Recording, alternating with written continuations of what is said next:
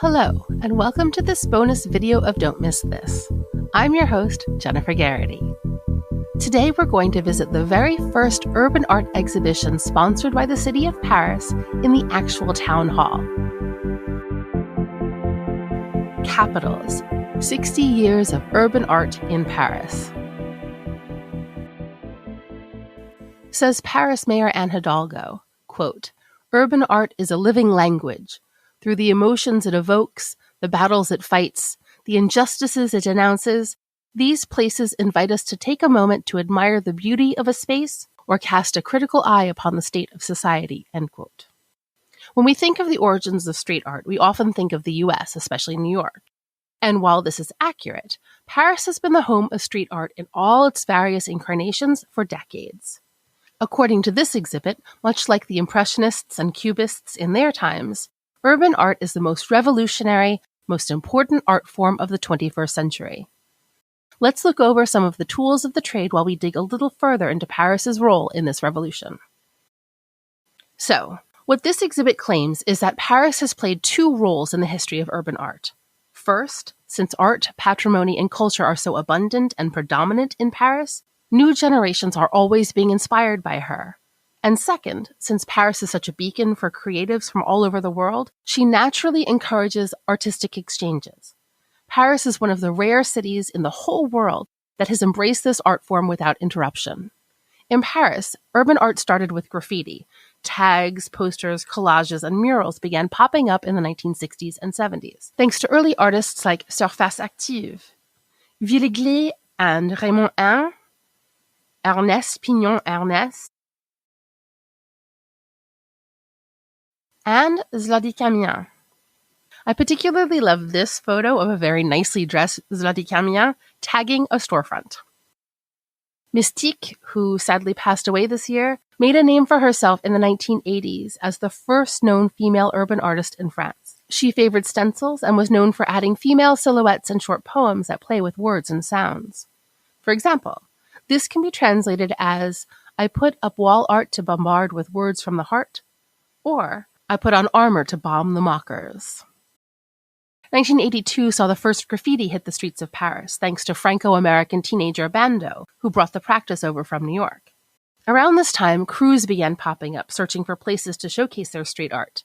Tags cover the Palisades of the Louvre, the banks of the Seine, the Stalingrad area, and the metro.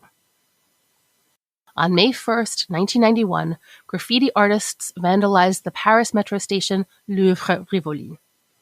For the first time, graffiti was on the news, and the taggers were imprisoned.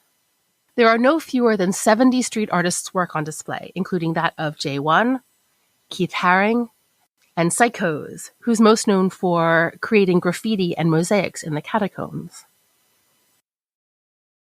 Let's follow Futura 2000 down the stairs. Futura was born in New York and became famous there and abroad. In 1981, he was hired by The Clash to come on tour with them and paint on stage during their concerts. And he had his first gallery showing in Paris in 1983.